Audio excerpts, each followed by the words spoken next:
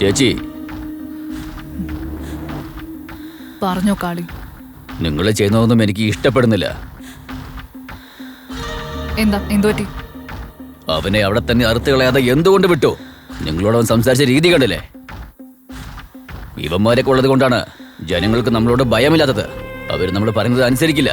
അവൻ അവരെയൊക്കെ മാറ്റും ചേച്ചി. നമ്മുടെ പൂർവികരൊക്കെ കാത്തു സൂക്ഷിച്ച ബഹുമാനമൊക്കെ ഇല്ലാതെയാവും ചേച്ചി. നമുക്കിനി സമയമുണ്ട് ചേച്ചി. ആ പൂജയും കാര്യങ്ങളൊക്കെ ഒന്ന് മാറ്റിവെക്കൂ. അവനെ ഈ ഗ്രാമത്തിൽ നിന്ന് പുറത്തു കൊണ്ടുപോയി അറുത്ത് കളഞ്ഞ് നേരം വെളുക്കുമ്പോഴത്തേക്കും അവന്റെ ശവം കെട്ടി തൂക്കിയേക്കാം. വേണ്ട കാളി, ഞാൻ ഏതൊരു കാര്യം ചെയ്താലും നല്ലോണം ആലോചിച്ചേ ചെയ്യൂ. അവൻ ജനങ്ങളെ മാറ്റാൻ എന്തായാലും പരിശ്രമിച്ചേ പറ്റൂ. ആ ശ്രമത്തിനിടെ തന്നെ അവന്റെ ജീവനും ഇല്ലാതാവണം. ഒരുപക്ഷെ ഇവനെ പോലെ മറ്റാരെങ്കിലും ഇവിടേക്ക് വരികയാണെങ്കിൽ അവന് ഇവിടെ ഉള്ളവന്മാരെ തല്ലിക്കൊല്ലണം. ഇതൊക്കെ നടക്കണമെങ്കിൽ അവൻ ഇപ്പം മരിക്കരുത് കാളി.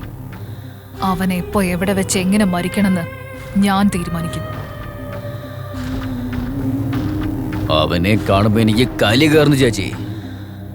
നിങ്ങൾ ഈ കാര്യം വിട്ടേക്ക. ഞാൻ ഇപ്പൊ തന്നെ നമ്മുടെ ചെക്കന്മാരെ കൂട്ടിക്കൊണ്ടുപോയി അവരെ കൊന്നുകളഞ്ഞേക്കാം. കാളി, എന്റെ അനുഭവം കൊണ്ടാ ഞാൻ പറയുന്നത്. നീ ഞാൻ പറയുന്നത് അനുസരിക്കാതിരുന്ന സ്വന്തം അനുജനെന്ന് പോലും ഞാൻ നോക്കില്ല. പറഞ്ഞില്ലത് വേണ്ട.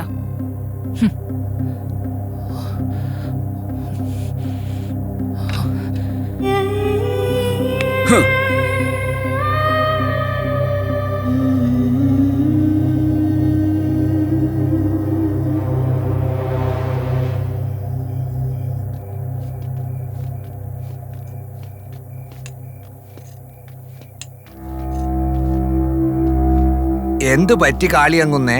ഒന്നും പറ്റില്ല. താങ്കളുടെ മുഖം കണ്ടിട്ട് ഭയങ്കര ദേഷ്യമുള്ളത് പോലെ തോന്നുന്നു. നിന്റെ പണി നോക്ക. അല്ല, അത് വേറൊന്നുമല്ല കാളിയങ്ങുന്നേ. അങ്ങുന്നീ കോട്ടയ്ക്ക് രാജാവിനെ പോലെയല്ലേ?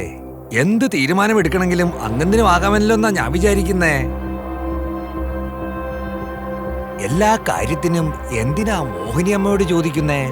അങ്ങുന്ന് ചെറിയ കുട്ടിയൊന്നല്ലല്ലോ. അതായത് ഞാൻ അങ്ങനെ വിചാരിക്കുന്നേ. തെറ്റായിട്ട് എന്തെങ്കിലും പറഞ്ഞിട്ടുണ്ടെങ്കിൽ എന്നോട് ക്ഷമിക്കണം കേട്ടോ. എന്നാ വരട്ടെ.